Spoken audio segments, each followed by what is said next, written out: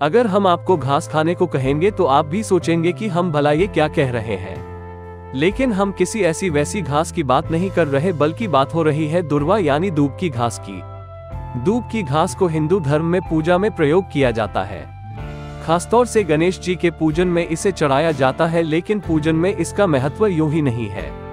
इसके स्वास्थ्य के लिए तमाम लाभ है, तभी इसे पूजा में भी प्रयोग किया जाता है। तो चलिए बात करते हैं इसके फायदों की। दुर्वा घास, जिसको हम लोग हिंदी में दुबी घास ही बोलते हैं या दूब घास ही बोलते हैं, ऐसे इसका संस्कृत नेम है दुर्वा घास। देखिए, हमारे यहाँ दो तरह का घास पाया जाता है। एक गाजर घास होता है, एक आपका दुबी घास होता है। तो गाजर घास होता है वो पीला रंग का होता है, लंबा लंबा होता है, जिसका जड़ जो है वो काफ़ी डीप जाता है ये आपका ज़मीन के अंदर।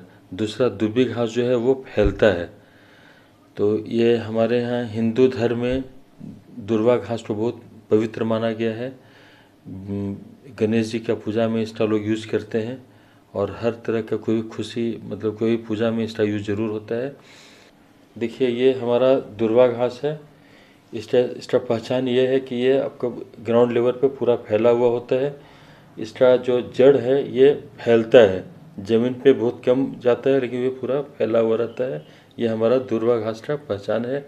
इसका जो तासीर है वो काफ़ी ठंड होती है, और इसको अगर आप इसका टेस्ट करते हैं तो ये टेस्ट में कसाय और मधुर दोनों पाया जाता है। ये एक्चुअली ठंड होने के कारण इसका जो है ना आपका ये जो है कफ पित्त को शमन करता है। तो इसमें इसका हम लोग यूज दो तरह से करते हैं। या इसका जो है ना हम लोग जो भी यूज़ करते हैं तो पूरा पंचांग यूज़ करते हैं। इसका यूज़ करने का जैसे आपका ये दो तरह का यूज़ होता है। एक तो होता है इंटरनल यूज, और दूसरा लोग दो प्रकार से यूज़ कर सकते हैं। एक तो शरीर के बाहरी भाग में इसका यूज होता है, दूसरा हम लोग इंटरनल यूज करते हैं। तो बाह्य वगैरह में इसका बहुत सारा ये है। जैसे मान लीजिए आपका हेमोरॉइड्स है, फिस्चुला है, पाइल्स है, उसमें हम लोग दुर्वा घास का यूज़ करते हैं। उससे क्या है कि आपका जो रक्त स्राव होता है ना वो आपका कम होना शुरू हो जाता है। किसी तरह का घाव है, अगर इसका दुर्वा घास का इसका पेस्ट बना कर लगा लें तो घाव भी सूखने में एंटीबायोटिक का काम करता है, घाव भी जल्दी सूखता है। इससे नाशक भी यही है। प्रसव के बाद लेडीज़ों में जो तलवा में जलन वगैरह होता है उससे उसको यूज़ कर सकते हैं, वो उस गर्मी को शांत करता है। पित्त दोष है ये, किसी भी तरह सर दर्द हो, माइग्रेन हो, साइनस हो, इसका अगर हम लोग लेप लगा कर सर में लगा लें तो इमीडिएट इसका रिजल्ट मिलता है। क्या आप जानते हैं कि आयुर्वेद के अनुसार ये औषधीय गुणों से भरपूर होती है। इसे एक जादुई हर्ब माना जाता है। जी हाँ, इसे आयुर्वेद में बहुत लाभकारी माना जाता है और इससे कई तरह के रोग भी दूर होते हैं। इससे सेहत को क्या लाभ मिल सकते हैं और इसे इस्तेमाल करने का सही तरीका क्या है, इस बारे में एक्सपर्ट से जानते हैं। ये आँखों में जलन वगैरह हो तो इसका शरबत बना के पिए हम लोग, उसमें इलायची वगैरह डाल दीजिए तो आँखों का जलन भी सही होता है। ये टाइम आ रहा है तो लोगों को धूप में निकलना मजबूरी है, तो अगर वो आने के बाद नाक से ब्लीडिंग होता है या ऐसे भी कभी चोट लेने के बाद है, तो अगर इसका पेस्ट बना के दो बूंद नाक में डाल दिया जाए अगर, तो इमीडिएट आपका जो नाक से ब्लीडिंग होता है वो आपका सही हो जाएगा। एंटी एलर्जिक भी है, शीत पीत जिसको बोलते हैं कि पूरे बदन में खुजली होना, इस टाइप का सिम्टम मिलता है। अगर इस टाइप हम लोग लेप लगा लें चटनी बनाकर या इसका शरबत बना के सुबह शाम पिए तो ये आपका पित्त के लिए भी, पित्तनाशक तो है ही, ये आप कुछ कैसे करते हैं।